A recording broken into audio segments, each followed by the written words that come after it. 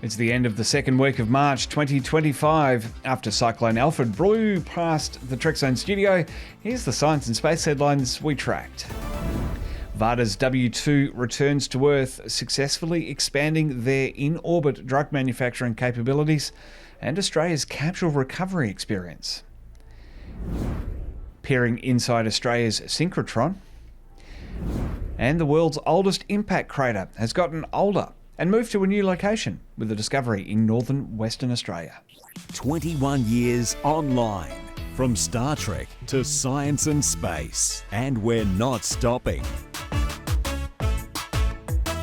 This is Talkin' Science.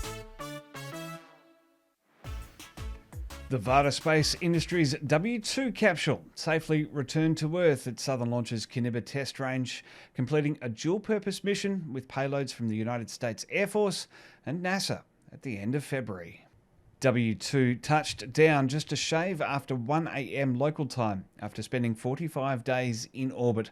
The capsule carried a spectrometer built by the United States Air Force Research Laboratory and employed a heat shield developed in collaboration with NASA's Ames Research Center in California's Silicon Valley.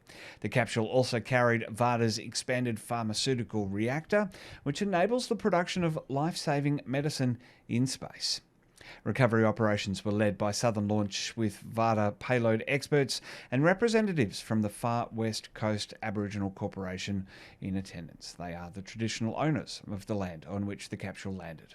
The recovered capsule will undergo processing with Varda's payload partners at Southern Launch's specialist facilities before it's returned to the Varda headquarters in Los Angeles for further analysis. For Australia, this mission ushers in a new era of space capabilities for the nation. The W2 mission was the first time a commercial spacecraft re-entry was granted under the Australian legislation and is just the first of many scheduled to return to the Kiniba test range. Southern Launch CEO Lloyd Damp, friend of the show, noted that the mission marks an incredible step forward for Australia as the global landing site for re-entries, with the Kiniba test range fully instrumented with telemetry, radars and ground and airborne optical and spectral image capture capabilities. An accomplished international photographer, Charles Brooks, has captured dazzling new images of one component of the main ring at the Australian Synchrotron and provided an inside view of the electron's path when it's in use. A synchrotron engineer also converted radio waves produced in the vacuum chamber into sound files. Charles Brooks, who is known for his shots of rare and valuable musical instruments, also shared radio waves produced in the vacuum chamber by that technician that had been converted into sound to hear the passing electrons.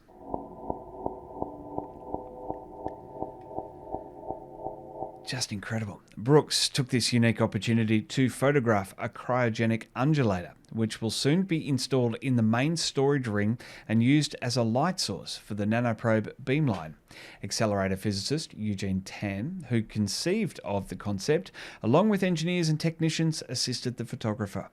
Now, once installed, it will be placed under vacuum, cooled to minus 123 degrees Celsius, and may not be opened again until the synchrotron reaches the end of its service life. To capture this unseen landscape, Brooks used a laparoscope, usually reserved for medical procedures, adapted to a Lumix camera.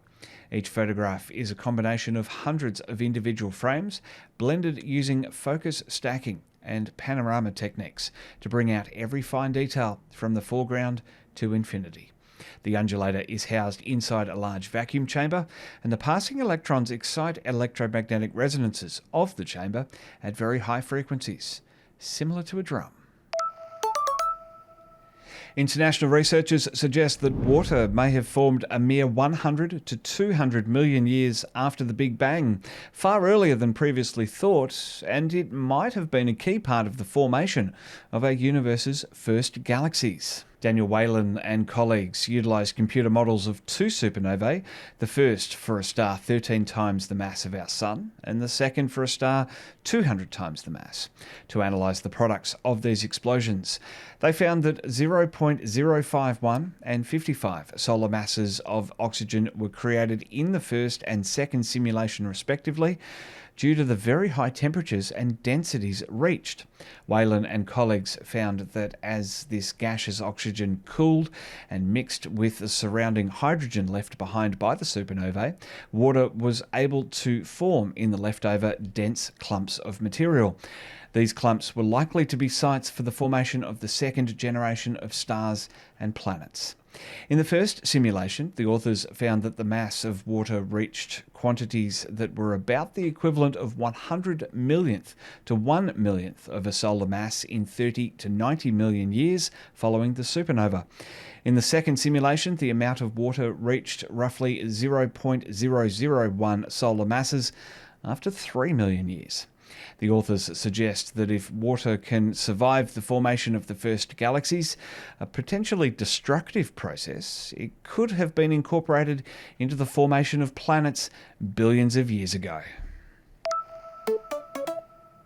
The discovery of new exoplanets can help scientists understand how planets form and evolve.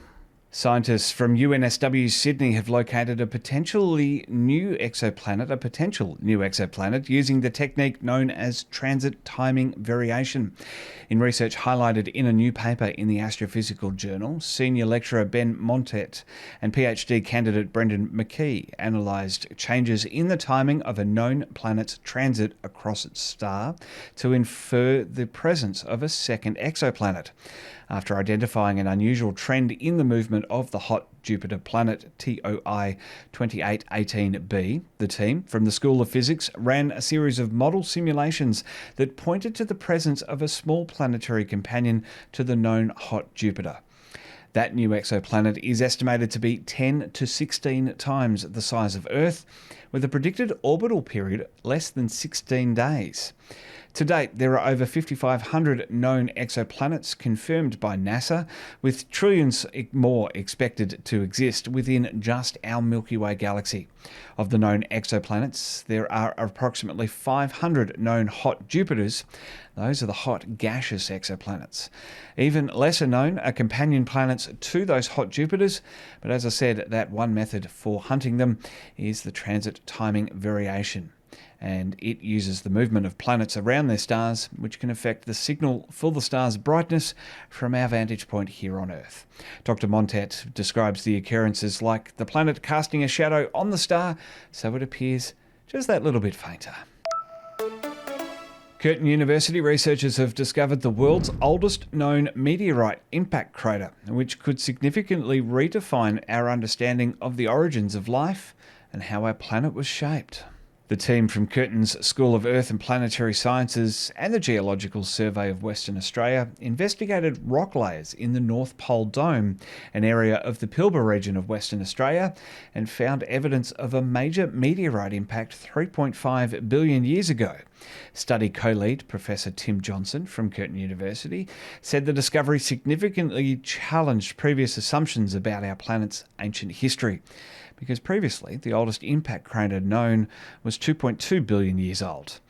Researchers discovered the crater thanks to shatter cones, distinctive rock formations only formed under the intense pressure of a meteorite strike.